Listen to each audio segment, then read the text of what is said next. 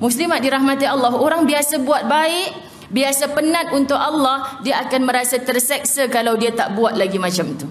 Jadi kita nak tengok, tak perlu. Sebab tu Masya Allah, lagi tinggi ilmu, bukan lagi tuding jari pada orang lain, orang tu tak betul, orang ni tak betul. Kita makin bermuhasabah untuk diri kita sendiri. Ini diakui sendiri oleh isteri Nabi SAW. Malam tadi saya baca tang ni meremang dah bulu roma, ni meremang lagi, kena urut-urut sikit muslimat.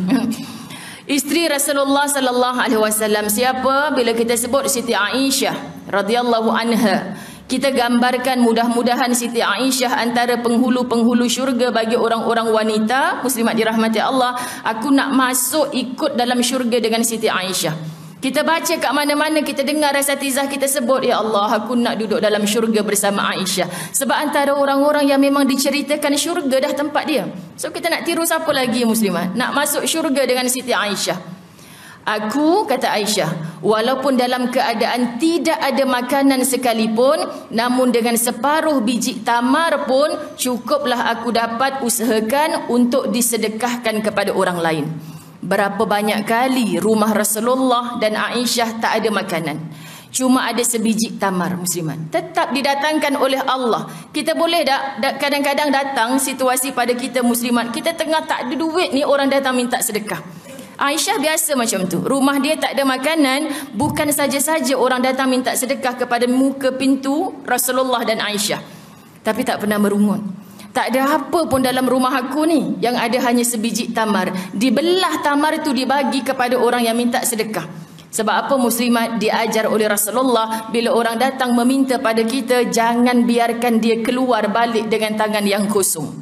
Kita berapa kali buat muslimat dirahmati Allah?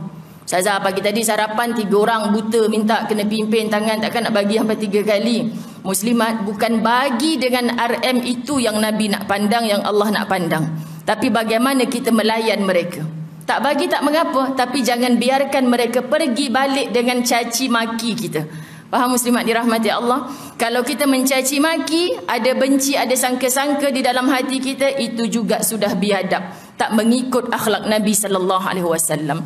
Patutlah kata Nabi, kadang-kadang nak bersedekah tak payah hulur duit, tapi dengan qaulun ma'ruf. Quran cakap apa? Qaulun ma'ruf, cakap yang baik-baik, ini juga sedekah.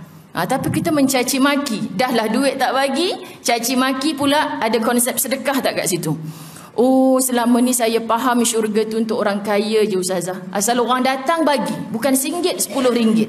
Sehari 8 orang datang, RM80. Kalau macam tu syurga tu untuk si kaya saja. Syurga lebih ramai dihuni oleh orang miskin. Nabi yang cakap, takutnya jadi orang kaya atas dunia. Kenapa muslimat dirahmati Allah? Kerana rupa-rupanya hanya bercakap baik pun sedekah. Isteri mudah tak nak bersedekah? Muslimat, saya tak kerja ustazah, nak sedekah macam mana? Tu lagi masjid, kalau tabung jalan, saya senyum je kat tabung, itulah sedekah saya. Contoh, fahamlah sebab dia suri rumah, dia tak ada pendapatan lain. Kita pula jangan jeling, tak pernah masuk duit dalam tabung. Jangan. Kita tak tahu berapa banyak dia bersedekah dalam rumah tangga dia sendiri. Antara contoh, patut yang menafkahi adalah suami. Takkan dia nak cerita satu kampung suami dia tak beri nafkah. Dia yang bersusah payah jual goreng pisang petang-petang, itulah belanja sekolah anak-anak. Macam mana nak lebihkan masuk dalam tabung masjid? Dia tak mampu. Sedekah dia paling besar dalam rumah tangga sendiri. Dan kadang-kadang bagaimana dia nak bersedekah, nak makan sendiri pun tak cukup, suami tak bagi nafkah. Ini berlaku hakikat bagi wanita. Geram dengan suami yang macam tu, tapi sebelum masuk dalam rumah, tahu suami tengah rilek-rilek goyang kaki atas sofa, senyum dulu. Senyum nak mengadap suami, hadiah Allah tu. Muslimat, kenapa senyum? Dengan geram ni senyum, aku tengah bersedekah ni ya Allah. Macam tu muslimat. Sebab tu ustazah terasanya, memang kena terasa. Sebab muslimat dirahmati Allah, berapa ramai kita keluar daripada rumah, kita melontarkan senyuman. Hatta kadang-kadang suami orang boleh cair hati dengan kita. Bini aku tak pernah senyum manis macam ni. Tapi bini orang tu, rupanya muslimat, kita balik jumpa suami kita, lama dah kita tak senyum. Senyum itu adalah satu sedekah.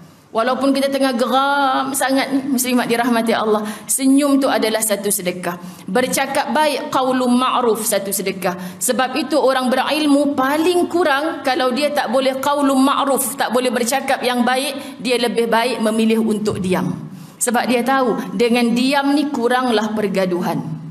Tapi nak share satu benda, nak dengar muslimat dirahmati Allah. Baru-baru ni ketika saya di Mekah, nak balik daripada Madinah, saya masuk Mekah dulu, balik Madinah di airport, ustaz tengah sibuk dengan urusan beg, check in, muslimat, saya dapat satu WhatsApp, jiran kematian suami, muslimat dirahmati Allah. Jadi kata Allahu Akbar. Jadi tak dapatlah kita ziarah. Baru ni saya ziarah. Muslimat dirahmati Allah, dia menangis sungguh-sungguh, menangis sungguh-sungguh. Ustazah, kan saya tak sangka nak mati dengan cara macam tu. Tak sangka nak mati dengan cara macam tu. Memang mati ni tak boleh sangka-sangka muslimat. Yang dah terbaring 16 tahun tak mati-mati, muslimat dirahmati Allah. Yang kita nampak sedang elok sembang bercakap ni, mati tiba-tiba. Mati atas riba pangkuan saya, ustazah, tengah nak cucuk duit dekat ATM. Saya tak sangka. Allahu Akbar ustazah. Saya rasa berdosa, saya tak sempat minta maaf. Lately sebelum meninggal tu ustazah, saya tak banyak bercakap. Sebab sedar, entah sejak kebelakangan ni, asal saya bercakap jadi gaduh. Asal dia bercakap jadi gaduh. Jadi tak nak gaduh, banyak diam. Saya tak tahu dalam diam dia tu dia reda pada saya ke tidak. Bila dah mati saya bertanya, suami saya reda tak pada saya? Alamak, saat saya mendengar bicara itu, muslimat, Ustazah Zai rasa dikuliahkan. Faham ke tak faham? Kan muslimat? Sebab tu bila kita mendengar satu lontaran, satu luahan hati, ya Allah, bukan sia-sia aku datang berdepan dengan hamba-Mu ini. Kau sedang mentarbiah aku, ya Allah. Apa jahatnya pun, muslimat dirahmati Allah, bila dah tak ada untuk kita salam tangannya, untuk kita minta maaf pada dia, menangis juga, menyesal juga, rasa nak bangkitkan hidup balik, minta maaf juga. Sebab itu sabarkan aku sampai aku mati, ya Allah. Kuatkan aku sampai aku mati, ya Allah. Lepas mati ni mudah-mudahan rehat sungguh kita. Macam mana muslimat? Okey ke KO? Ustazah Zai baru belajar ni dari situasi ni. Tak percaya, tu takut nak cakap, mujur ustaz dah selamat landing kan. Takut nak cakap muslimat. Tapi selalu cakap dalam kuliah macam ni. Tak percaya, cuba suruh suami kita mati dulu. Cuba muslimat. Cuba, lama cuma nak cakap ustazah, memang geram nak suruh mati dulu, tapi tak berani nak cakap.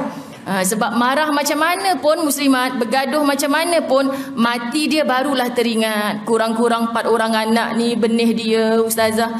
Kurang-kurang dia pernah sentuh saya ustazah. Kurang-kurang dia yang datang hantar susah payah cari rezeki untuk keluarga. Baru nampak segala kebaikan muslimat.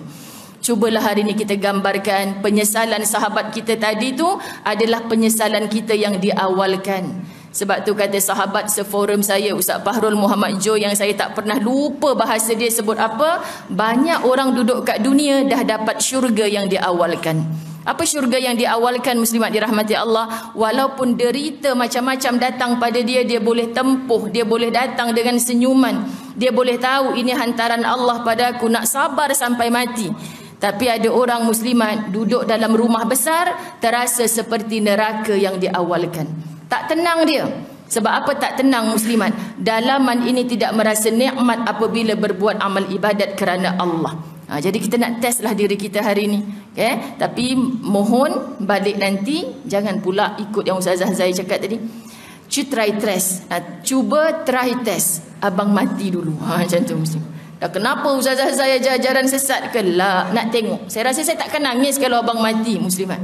Saya dah jumpa ramai. Gaduh, jumpa Ustazah Zai. Lepas tu bila cerita, Ustazah, suami saya meninggal. Nangis juga. Confuse saya ni kak. Nangis muslimat. Barulah, ya Allah, saya tak sempat minta maaf. Maka sementara ada hargai. Baik dia pun Allah bagi, tak baik dia pun Allah bagi. Isteri boleh tukar suka-suka je. Bang, hari ni saya nak tukar suami lain. Mau pergilah cari lain. Suka hati kita je muslimat. Tak boleh kan? Bercakap dengan orang yang ada iman dan ilmu, kena betul-betul faham. Jangan bercakap nampak sangat yang kita ni tak ada iman, tak ada ilmu. Okey?